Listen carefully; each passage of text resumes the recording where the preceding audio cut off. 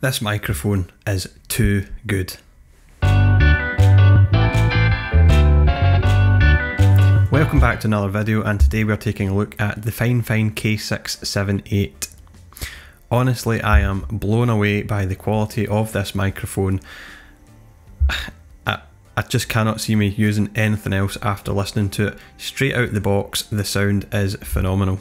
FiFINE have sent this microphone out to myself free of charge, but all thoughts and opinions are my own. I have not been paid to say anything different. If there are good points, I'll let you know. If there's bad points, I will let you know. These are just my honest thoughts after having used the microphone for a week or two. Now let's actually take a look at what comes in the box. So first impressions, when you take it out of the box, everything's got its own place. When you take the microphone out, you can really feel the premium quality. This is heavyweight. You know, it's a lovely matte black finish, so aesthetically it just looks like a great mic. The materials used on it are really robust and strong, down to the cable, which is thicker than any USB cable I have ever seen. Everything about this microphone feels premium quality. If there's any word that comes to mind when describing this microphone, it's premium. Now, coming in at around £80, I believe, UK price. It's maybe not the cheapest USB microphone on the market, but by no means is it the most expensive. It is exactly where it should be for this price point, and I don't think you're going to find better audio quality in this price range. So the microphone also comes with an adapter for fitting the microphone to a mic stand or a boom pole, but it does come with this stand here, which just lets you sit it on the desk for this sort of talking head section that we're doing just now. As it's a USB microphone, it should just be a case of plugging it straight into the computer and it's good to go. And I've done that since, and I can confirm it is as simple as plugging in one end of the USB to the microphone and the other into the computer. At that point, it shows up on your external microphone option. Select the FiFINE microphone and you're good to go.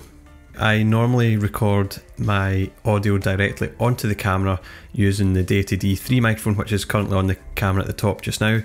So this runs directly into the computer, which means you have to record the microphones on a separate track and sync the two together in post. I'm using Audacity to record the audio. There's a multitude of programs out there that you can use to do this, but Audacity is a free software and it's really good for this. So on the back of the microphone we have a gain level for adjusting the volume of the microphone, and it is really sensitive. I've got this actually at about 5 or 10% of the way up, and my levels are just where they should be for this close distance that I'm at, about around 7-8 inches away.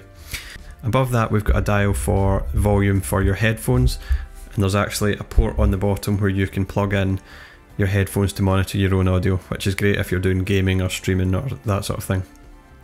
So it is a condenser microphone, which just means it's probably the best quality microphone you can get for a studio environment. It's going to pick up a lot of bass and treble, and the first thing I noticed about the microphone is that it really does capture a nice bass response from your voice. A lot of microphones can sound quite tinny initially until you apply some presets and tweak the EQ in post, but this straight out of the box sounds great, and with some presets applied it sounds even better. So it does have a cardioid pickup pattern, which means it picks up most of the noise from the front and some from the back and sort of excludes the side. It will get, you know, quite a good variety of sounds, so it's ideal in a podcast situation where you maybe have more than one speaker, compared to something like a shotgun microphone, which is very directional. On the front of the microphone there is another button there, and that is simply a mute function. There's also a light above that to let you know whether you're recording or on mute. So when the microphone is on and recording, it is on the green light, and when you push the button to mute, it goes to red.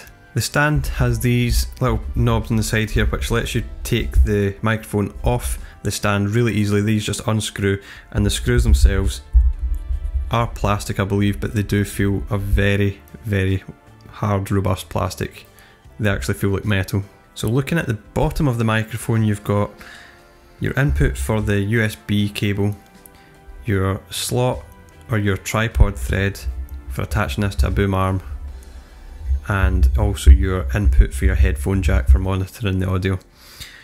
If I have any downsides about this microphone, and there are very little I have to say, is that I would probably prefer the USB cable to be on the back side of the microphone instead of underneath, because I tried to attach the microphone to a tabletop tripod just to raise the height of the microphone a wee bit, but I couldn't get it in because of the proximity of the USB cable.